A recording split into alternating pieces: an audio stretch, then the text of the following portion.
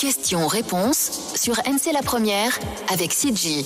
Rendez-vous au 258 258. 8h04, bonjour à toutes et à tous. Bienvenue dans Questions-réponses. Aujourd'hui, en première partie, notre invité nous parlera des actions menées par la Société de Saint-Vincent-de-Paul. Et en seconde partie, nous serons avec l'IFPSS et qui nous présentera la formation ambulancier. Le standard est à votre disposition. Vos questions au 258 258. NC La Première. La question du jour. Vous nous avez demandé plus d'émissions sociales qui mettent en lumière des actions qui viennent aider et soutenir les plus démunis. Aujourd'hui, nous recevons la Société de Saint-Vincent-de-Paul, présente sur le territoire depuis 120 ans. En chiffres, en 2023, ce sont 7 624 passages au magasin de seconde main de Normandie, 20 127 passages en épicerie solidaire. Tout cela est possible grâce aux salariés et aux une soixantaine de bénévoles qui accueillent, accompagnent et s'impliquent auprès des plus démunis. Alors, quelles sont les actions qui sont maintenues cette année par cette association et à qui sont-elles prioritairement destinées? Posons toutes ces questions à notre invité du jour. L'invité du jour sur NC La Première. Pour en parler avec nous ce matin, Elisabeth Gau, présidente de l'association, bonjour. Bonjour. Est-ce qu'on peut rappeler alors la Société de Saint-Vincent-de-Paul, alors que vous êtes une association, vous nous l'expliquiez hors antenne, c'est parce qu'elle a été créée il y a très très longtemps. Voilà, elle a été créée en 1850 par un monsieur qui s'appelait Frédéric Ozanam, qui était d'ailleurs un étudiant. Qui avait déjà remarqué qu'effectivement, il y avait des grosses différences entre les très riches et les très pauvres, et qui a fait en sorte de donner aux pauvres ce qu'avaient les riches. Voilà. Donc, 1850, on est arrivé, Saint-Vincent-de-Paul est arrivé en 1899 sur le territoire. Première association caritative à se mettre en place sur le territoire. Saint-Vincent-de-Paul, aujourd'hui, ça représente plus de 800 000 bénévoles à travers le monde, dans 115 pays. Voilà. Donc, nous, on est petits, mais on existe encore, malgré ce qu'on a subi là récemment. Donc, en fait, vous parliez de 60 bénévoles. Alors, on avait 80 bénévoles avant les émeutes. On est descendu à 15 bénévoles pour remonter à 40 bénévoles aujourd'hui. Ce qui reste suffisant, insuffisant? Non, c'est encore insuffisant. C'est quand même une grosse structure où on fait quand même beaucoup de choses. On a des grosses structures à mettre, mises en place. Et ça reste insuffisant. Il faudrait qu'on remonte, à 80 bénévoles. Ça serait parfait. Donc, doubler. Quelles sont les principales missions de votre association ? Alors, nos missions, bien sûr, c'est de l'aide aux plus démunis. Aujourd'hui, ça se tourne vraiment vers l'aide alimentaire parce qu'on sait que le pays est dans un chaos complet, donc économiquement, et qu'il y a beaucoup de gens au chômage, beaucoup de gens qui ont tout perdu. C'est l'alimentaire qui reste notre principal aujourd'hui. C'est ce qu'on fait le plus aujourd'hui à travers des distributions de colis alimentaires. À travers des opérations gratuites grâce à des donateurs, voilà, etc. C'est ce qu'on fait aujourd'hui le plus. Comme la semaine dernière, il y avait une distribution ? Exactement, la semaine dernière, avec les dons de l'Église de Jésus-Christ des Saints des Derniers Jours en poulet, en blanc de poulet venu de Nouvelle-Zélande, et avec Goodman Fielder qui nous a apporté des soupes. On a pu faire effectivement, une opération gratuite. On en a fait une à peu près tous les mois et demi là depuis quelques mois. Est-ce que vous pouvez nous parler des épiceries sociales qui sont gérées par l'association ? Oui, alors ce sont des épiceries solidaires. Nous avions 3 épiceries, une à Vallée-du-Tir, une à Païta et une à Boulari. Hélas, celle de Païta était entièrement pillée et détruite, incendiée. Aujourd'hui, il nous reste celle de Vallée-du-Tir et celle de Boulari. Alors j'insiste sur le fait que ce sont des épiceries solidaires, c'est-à-dire que c'est ouvert à tout le monde. C'est solidaire. Donc, mais vous ne pourrez pas acheter, en fonction de qui vous êtes, vous ne pourrez pas tout acheter. Les produits de première nécessité sont réservés aux personnes démunies. Par contre, les personnes qui ne sont pas démunies, qui veulent venir acheter, vont pas pouvoir acheter de produits de première nécessité, mais vont pouvoir acheter les dons que nous mettons en vente à tout petit prix. Ce qui nous aide, c'est solidaire. Ce qui va nous aider en vendant ces dons à tout petit prix, ça va donc nous aider à racheter des produits de première nécessité pour les démunis. Ah, donc c'est un cycle. Voilà, c'est l'économie circulaire. Donc, en fait, soit on vend ces produits à tout petit prix, au prix d'achat, en fait. On achète, on revend au prix d'achat. Soit on donne dans des colis alimentaires ou des opérations spéciales. Alors, quel type de produits peut-on trouver dans cette épicerie solidaire ? Alors, en produits de première nécessité, on les connaît, c'est du riz, des pâtes, de l'huile, de la farine, des choses comme ça, quelques conserves, etc. Après, dans les autres, dans tout ce qui est autre, le don, je dirais que ça dépend ce qu'on va nous donner. Donc on tend à essayer de mettre des produits frais. Ça dépend quel type de donateur on va avoir et ce qu'on va avoir. Donc finalement, on a tendance à croire que ce genre d'épiceries sont vraiment réservées aux situations les plus précaires, mais en fait non. Même si on a un peu plus de moyens, le fait d'acheter chez vous, ça vous aide aussi. Ça nous aide complètement à racheter des produits de première nécessité. Oui, très important. Comment les bénéficiaires sont orientés vers vous ? Alors, les bénéficiaires, il y en a beaucoup qui nous connaissent déjà, on est quand même connus sur le territoire. Après, les bénéficiaires sont orientés par les services, les institutions, telles les CCAS, la DEPAS, ou par les assistantes sociales. Quand c'est des colis alimentaires gratuits, c'est les assistantes sociales qui nous envoient une fiche de liaison qu'on a mis en place avec elles. Donc vous vérifiez que la personne qui vient vous voir pour un colis alimentaire ou pour acheter des produits de première nécessité est bien dans une situation précaire ? Oui, tout à fait. Tout à fait. Alors, à l'époque, avant, je dis à l'époque parce que c'est avant les émeutes, c'était les aides médicales gratuites, les AMG, donc qui avaient le droit aux produits de première nécessité. Aujourd'hui, les AMG, elles ne sont pas renouvelées tout le temps, donc on a mis des critères en place, effectivement, plus de 70 ans, les personnes qui ont des revenus inférieurs à 100 000 francs et qui ont 2 enfants à charge, les personnes au chômage depuis les émeutes, les personnes qui ont tout perdu pendant les émeutes, etc. On essaye vraiment d'aider les gens qui ont subi, en fait, voilà. Et vous avez donc constaté une augmentation des demandes ? Oui, ça a été multiplié par 4 au niveau des colis alimentaires. Là, aujourd'hui, on est en rupture de stock. Donc, on essaye de refaire notre stock. Donc, d'ailleurs, on fait un appel aux donateurs, bien évidemment. On a eu la chance d'avoir quand même Saint-Vincent-de-Paul France, de faire partie d'un gros groupe. Et Saint-Vincent-de-Paul France et Saint-Vincent-de-Paul Nouvelle-Zélande qui nous ont envoyé un conteneur de produits secs et d'hygiène. Donc, un beau conteneur de 20 pieds, donc on en met quand même pas mal, donc ça nous a beaucoup aidé, ça.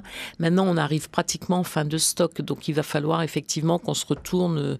Je fais un appel aux donateurs, bien évidemment, pour pouvoir continuer nos actions.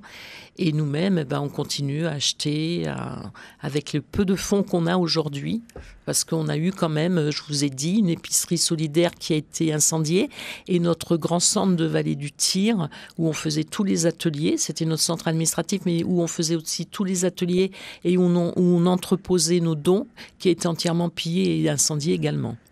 Il vous reste toujours le dock de Normandie aussi ? Alors, il reste, heureusement, oui, nous avons toujours ce dock de Normandie. Alors, on appelle ça le dock de Normandie, où il y a plusieurs, effectivement, où on fait plusieurs actions. D'abord, il y a un grand magasin de 400 mètres carrés, pardon. Donc, ce grand magasin où c'est de la seconde main, mais on peut trouver du neuf aussi aujourd'hui, puisque, effectivement, hélas, pour les commerçants, il y en a qui font 4 tours et donc qui nous donnent leur stock. Donc, on peut trouver du neuf à tout petit prix. Et puis, de la seconde main qui est triée, etc. Donc, chez nous, il y a d'abord une recyclerie pour trier le linge, etc. Stockage du linge, par exemple, avant qu'il soit mis en magasin. Et puis, tous les dons, ça peut être du livre. On a une très belle bibliothèque qui est tenue par une documentaliste, une ancienne documentaliste de l'hôpital. Donc, en fait, une bénévole qui donne vraiment tout son cœur à l'ouvrage, je dirais. Voilà, on a des meubles. Des vêtements, des livres, de la décoration et nous avons monté une petite épicerie de dons voilà, pour aider avec certains arrivages, avec certains donateurs. Voilà. Ensuite, dans ce dock, nous avons une menuiserie alors menuiserie est un grand mot, mais c'est un atelier de réparation de meubles. Et puis nous avons quelques artistes aussi qui font de la customisation de meubles, donc qui redonnent une deuxième vie vie à des meubles. Tout ça de manière bénévole? Tout ça de manière bénévole, puisque j'avais 6 salariés, je n'en ai plus que 2.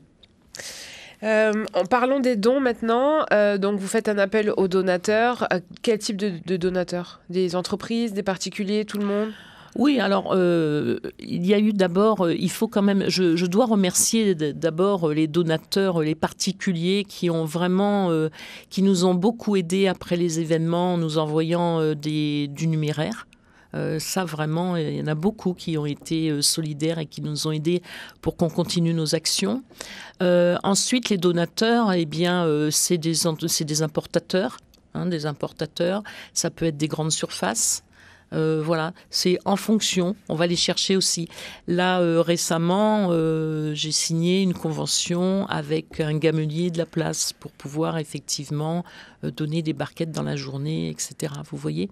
Donc, en fait, oui, on prend notre bâton de pèlerin aussi pour aller voir les donateurs éventuels et pour pouvoir avoir ce qu'il faut pour donner. Si on est un particulier, quel type de dons on peut vous faire? Des vêtements, des courses? Oui, alors pas forcément des courses, mais le particulier va nous amener ses meubles. Alors là, on en a eu beaucoup, parce qu'il y a beaucoup de gens qui ont quitté le territoire et qui ne pouvaient pas vendre. Donc en fait, ils viennent nous donner leurs meubles. Voilà, les vêtements, des vêtements triés propres, ça c'est important. Voilà, c'est pas parce qu'on est démunis qu'on doit porter n'importe quoi. Donc on est très attentif à ça.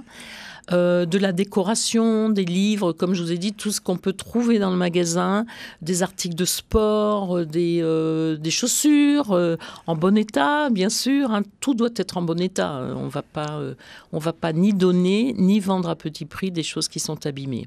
Et donc laver le linge au préalable, et pareil les chaussures, ça se lave aussi. Oui. Est-ce que vous récoltez de plus en plus de dents quand même malgré la crise? Alors, de plus en plus, je dirais pas, de plus en plus de meubles, oui, comme je vous ai expliqué. Oui, mais par contre, je dirais pas, mais c'est un flux constant. Quels sont les besoins les plus fréquents, du coup, en ce moment? C'est que de l'alimentaire ou c'est Aujourd'hui, c'est beaucoup l'alimentaire. Même avec nos tout petits prix, on voit quand même qu'il y a une chute de... Il y a plus de pièces, comme on dit, dans le porte-monnaie. Donc, voilà. Mais on a aussi une nouvelle clientèle, peut-être plus attentive, une nouvelle clientèle de gens, je dirais, des gens qui ont des salaires moyens et qui viennent quand même chiner, voir pourquoi ils ne reprendraient pas de la seconde main. C'est dans le vent, beaucoup. Les trentenaires se sont tout à fait appropriés, par exemple, ce type de consommation de seconde main. Donc on a vraiment cette nouvelle clientèle également. Tous les mercredis, vous vendez du thon ? Ah oui, alors grâce à Navimont et Pacific Tuna, effectivement, qui nous donnent du thon. Nous vendons du thon à 500 francs le kilo, oui. Nous pouvons le revendre à tout petit prix. Donc c'est du thon congelé, qui a été congelé et que nous vendons à 500 francs le kilo. Et ça, c'est pour tout le monde? Ça, c'est pour tout le monde. Voilà, c'est absolument pour tout le monde. Ça nous fait rentrer un petit peu d'argent pour acheter toujours les produits de première nécessité, comme je vous ai expliqué. Et puis, au prix où nous le faisons, effectivement, eh bien, ça permet aux gens d'avoir un peu de protéines dans leur assiette. Entre le blanc de poulet et puis le thon, ça leur permet d'avoir des protéines dans leur assiette. Donc à 500 francs le kilo, on les retrouve dans toutes les épiceries au Dock de Normandie? C'est ça. Est-ce que vous proposez aussi un accompagnement social, administratif? Alors, un accompagnement social, bien sûr, parce qu'à chaque fois qu'on reçoit les gens pour des colis alimentaires, on les accompagne, on les écoute, etc. Un accompagnement administratif, écoutez, vous faites bien d'en parler parce qu'on est en train de mettre ça en place, justement.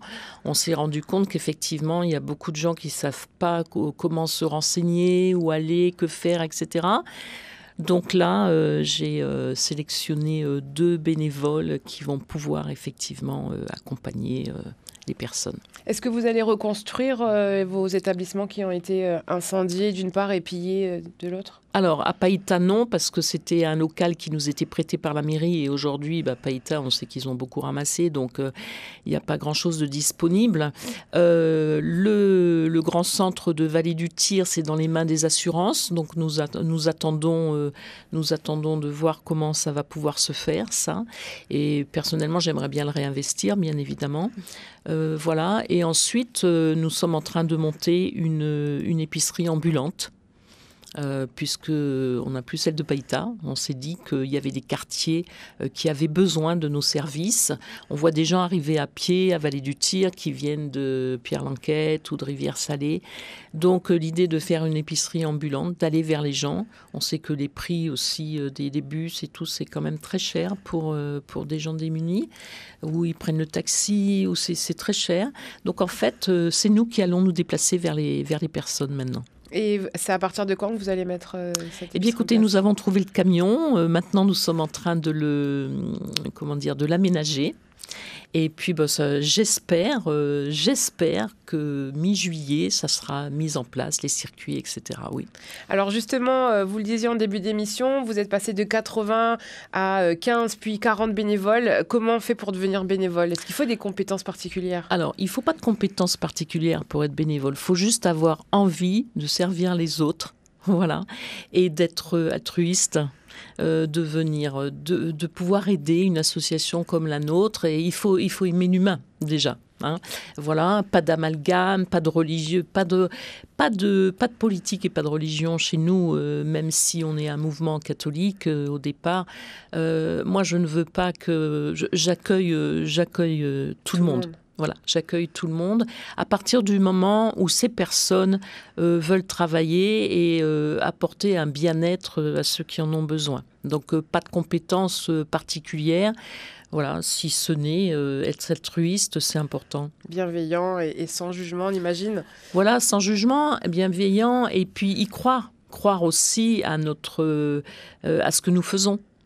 Y croire. C'est difficile en ce moment, c'est pas toujours facile, mais voilà, il faut y croire. Et alors, comment faire si on veut être bénévole? Et d'ailleurs, est-ce que c'est un engagement écrit? Est-ce que c'est un nombre d'heures par semaine? Comment ça fonctionne? Alors, il n'y a pas d'heures par semaine. Enfin, on demande 4 heures minimum quand même, parce que vous faites rien en 1 heure.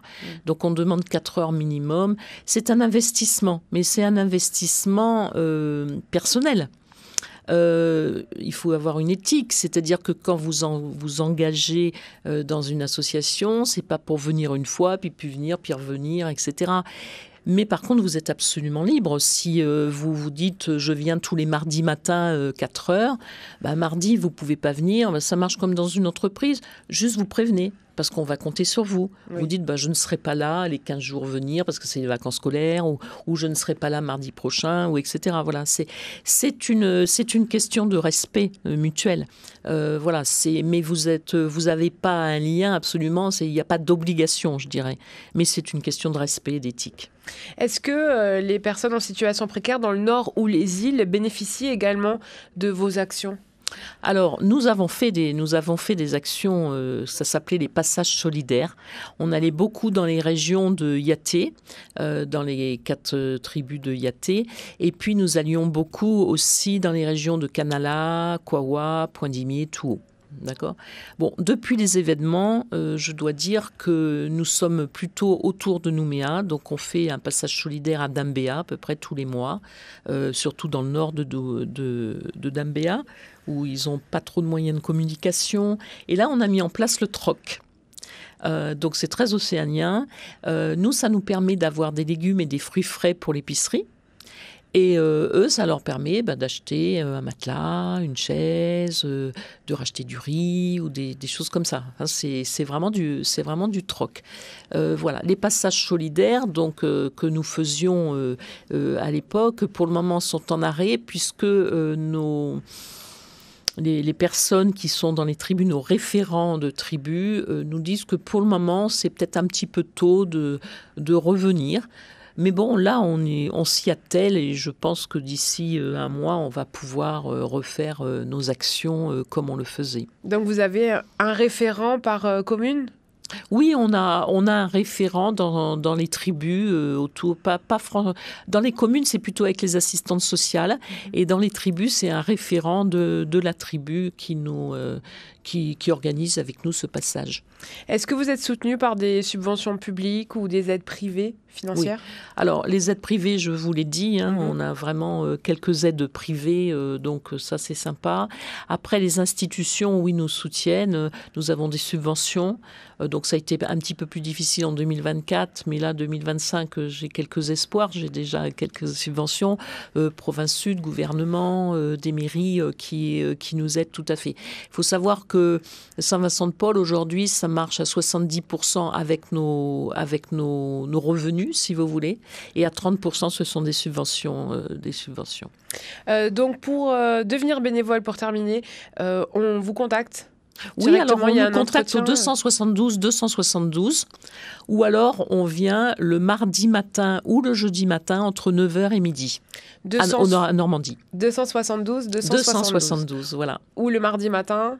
Le mardi ou le jeudi matin, entre 9h et midi. Donc, on peut passer aujourd'hui, par exemple ? Vous pouvez passer aujourd'hui, et je dois dire que c'est moi qui reçois normalement les bénévoles et qui leur explique un peu le parcours et voilà, qui leur fait signer normalement une petite convention, je dirais, encore une fois, sans engagement réel. Oui. C'est juste un engagement moral. Mais dans tous les cas, quand on a cette démarche d'être bénévole, c'est qu'on veut s'investir. Ah, c'est un investissement. C'est un investissement, oui. Et donc, voilà, vous recherchez une quarantaine de bénévoles, les donateurs au niveau des entreprises pour faire des dons. Si on a des vêtements en bon état, je récapitule, en bon état, propre, pareil pour les chaussures, des meubles. La vaisselle. De la vaisselle, tout ça au doc de Normandie. Les épiceries solidaires, on peut y aller, c'est ouvert à tout le monde. Les produits de première nécessité sont réservés aux personnes dans des situations précaires. En revanche, acheter les dons, ça vous aide aussi à racheter ces produits de première nécessité. Merci Elisabeth Gaud d'avoir été merci beaucoup de cette invitation. Avec nous ce matin. Restez avec nous, de la musique, et ensuite la seconde partie, on parlera de cette formation ambulancier. Ça vient de sortir. Vous pouvez encore vous inscrire et nous serons avec le directeur de l'IFPSS dans un instant. On écoute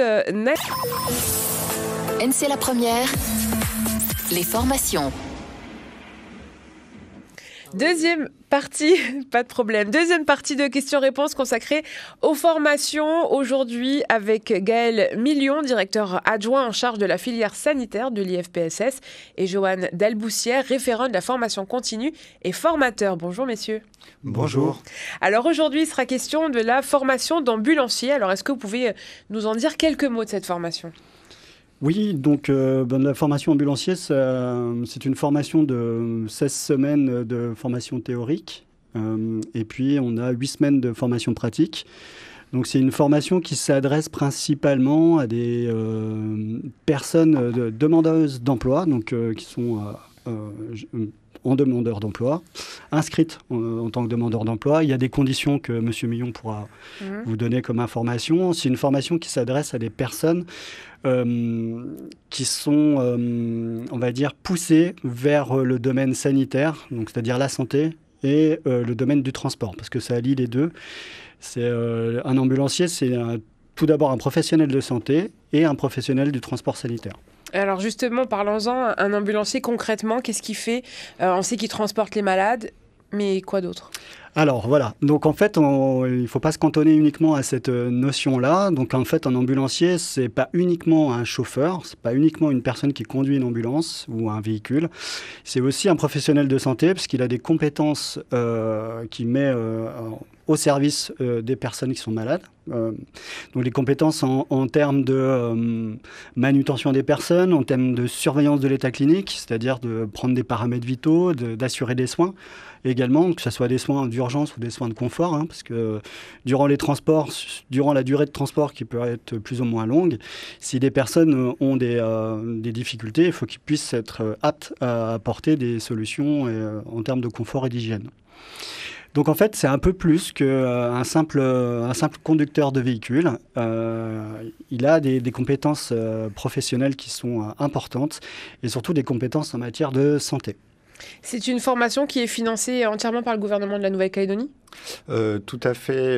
Là, cette année, la DTEFP a réservé les 12 places de formation à l'IFPSS pour pouvoir financer les demandeurs d'emploi de plus de 3 mois, mais aussi demandeurs d'emploi qui seraient demandeurs d'emploi depuis moins longtemps, mais qui auraient perdu leur emploi pendant les exactions.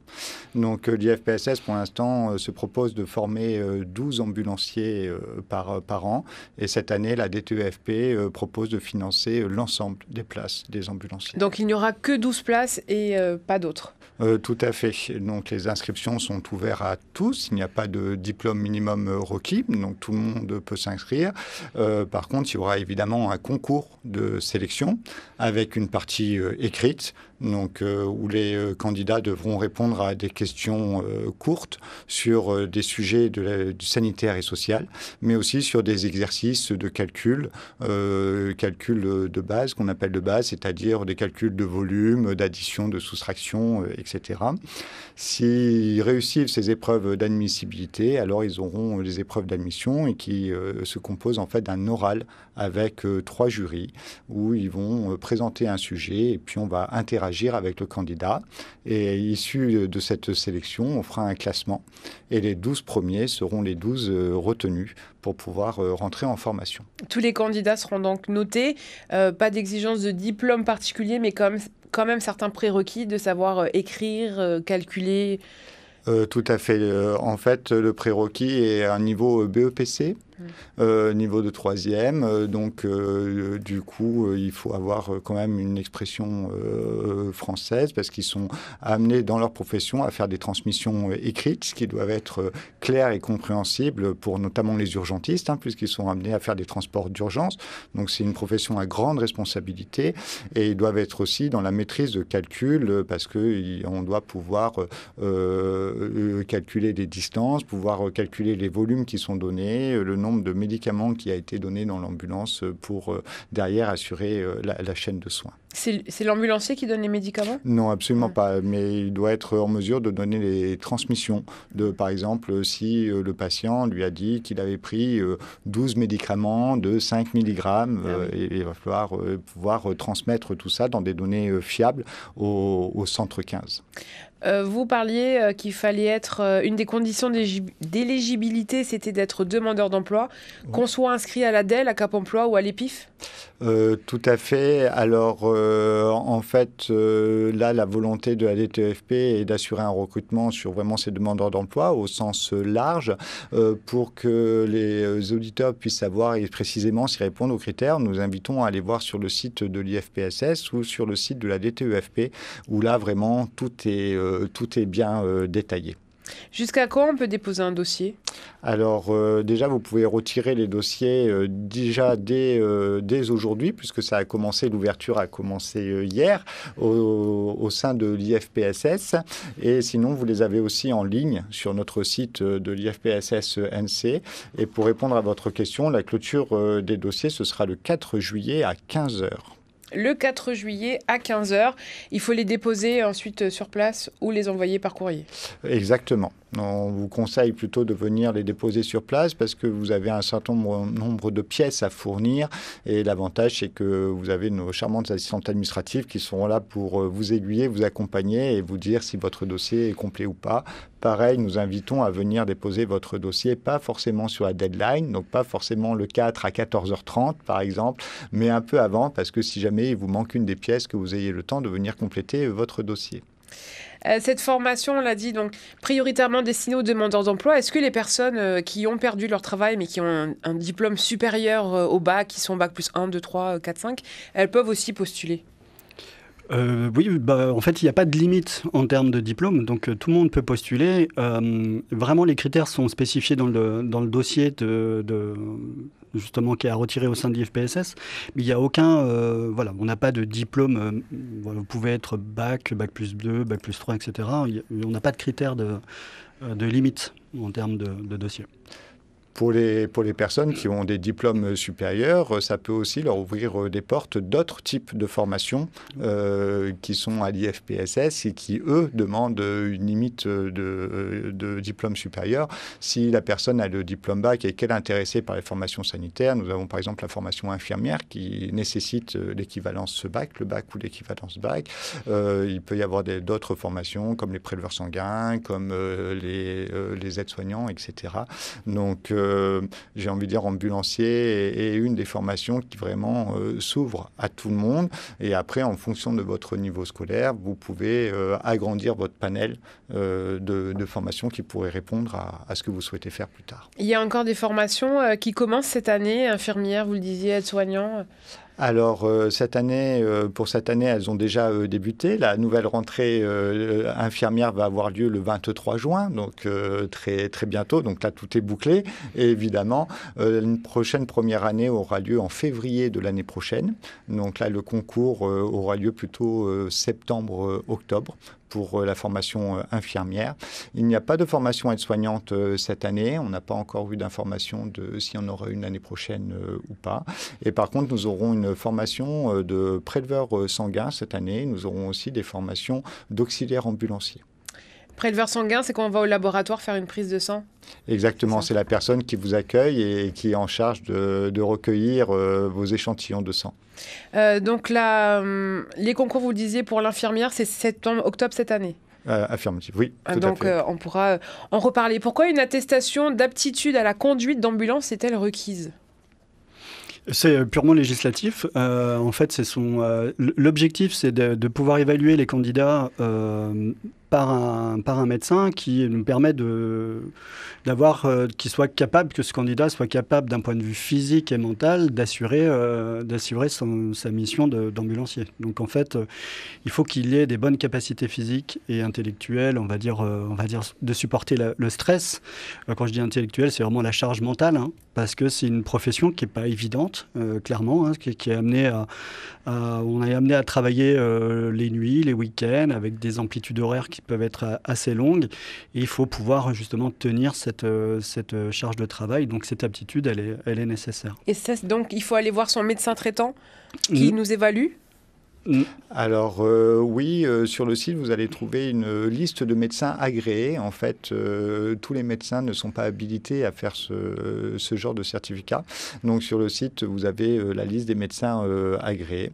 Donc votre médecin traitant pourra vous faire votre certificat d'aptitude pour rentrer en formation, puisqu'il nous faut un certificat d'aptitude pour rentrer en formation. Il en faut 2 alors. Exactement. Donc un certificat d'aptitude pour rentrer en formation qui précise que vous n'avez pas de handicap, ni physique, ni moteur, et qui vous permettent de suivre les contenus de la formation, puisque comme l'a expliqué M. Dalboussière, c'est à la fois une formation intellectuelle et physique, puisqu'on est emmené à faire du transport, de la manutention, et puis d'arriver à comprendre aussi tous les risques et les surveillances des patients qu'on transporte. Et après, un certificat d'aptitude à la conduite d'une ambulance, et lui peut être fait par un médecin spécifique. Donc là, on invite, pour éviter de multiplier les rendez-vous, on invite, pareil, les candidats à prendre plutôt rendez-vous avec les médecins agréés qui ont capacité de faire les 2 certificats. Ah oui. Quelle est donc la durée de cette formation? Vous l'aviez dit, si on peut juste revenir sur ça. Et surtout, quels sont les grands modules enseignés? Donc c'est une formation théorique sur 16 semaines et une formation pratique sur 8 semaines. Donc c'est une formation en alternance qui contient donc 2 certificats professionnels unitaires, donc un CPU1 et un CPU2, qui comprennent ces 2 certificats des compétences professionnelles qui vont être à acquérir tout au long de la formation. Alors avec des modules, je ne vais pas rentrer trop dans le détail, mais avec des modules qui sont liés spécifiquement au domaine de l'ambulancier. Donc, par exemple, des modules pour assurer la conduite, un module plus spécifique sur la gestion du véhicule, des modules un module spécifique sur l'hygiène, donc limiter les transmissions de micro-organismes, que ce soit aux patients en désinfectant par exemple une ambulance, un module spécifique sur la communication à adapter en fonction du public que l'ambulancier est amené à rencontrer, et puis des modules très spécifiques, un module qui va être axé sur la physiologie du corps humain, donc toute l'anatomie, physiologie, les pathologies qui sont associées pour bien comprendre comment fonctionnent les maladies. Et puis, on a une grosse partie qui est axée sur l'urgence et les soins d'urgence à mettre en place dans le cadre que ce soit principalement sur les accidents de la voie publique, hein, donc avec des procédures et des protocoles bien spécifiques dans le cadre de l'urgence. Après, il y en a d'autres. Il y a des modules sur l'organisation aussi du domaine du transport sanitaire. Donc, il y a une diversité de modules. Il y a 9 modules, 9 compétences qui sont à acquérir tout au long de cette formation et qui permet vraiment à l'ambulancier d'être complet. Donc une formation en alternance, ils font un peu de théorie, ensuite de la pratique, ils reviennent sur la théorie. C'est ça, théorie. en fait, on a des temps d'enseignement au centre de formation, donc avec vraiment une approche théorique, mais aussi pratique, parce que c'est vrai que c'est une formation qui se vaut vraiment pratique. Donc on va vraiment avoir des travaux pratiques, on va avoir des mises en situation qui se rapprochent le plus possible de la réalité. En tout cas, ça c'est notre credo, c'est d'être vraiment le plus proche de la réalité pour la prise en charge des patients. Et puis après, on a des temps de stage où là, ils sont évalués par leurs pairs, c'est-à-dire par des ambulanciers sur le terrain, où on va évaluer vraiment la capacité de l'apprenant en situation de stage. Est-ce qu'ils sont garantis à l'issue de cette formation d'avoir un emploi ? Alors, nous, en qualité de centre de formation, on ne peut pas garantir un tel engagement. Là où ce que je peux vous répondre, c'est qu'il y a des besoins sur le territoire, des besoins qui sont forts, puisque aujourd'hui, on a des ambulances qui vont de plus en plus loin sur le territoire. Et en plus, il y a vraiment une volonté de professionnaliser cette profession, donc de s'assurer que tous les conducteurs d'ambulance aient au moins l'équivalence d'auxiliaire ambulancier. Dans l'idéal, ce serait d'avoir par ambulance un auxiliaire ambulancier et un ambulancier pour pouvoir garantir au mieux la sécurité des patients. Donc, c'est clairement un métier d'avenir avec de débouchés. Je ne peux pas garantir que tout le monde trouvera son employeur.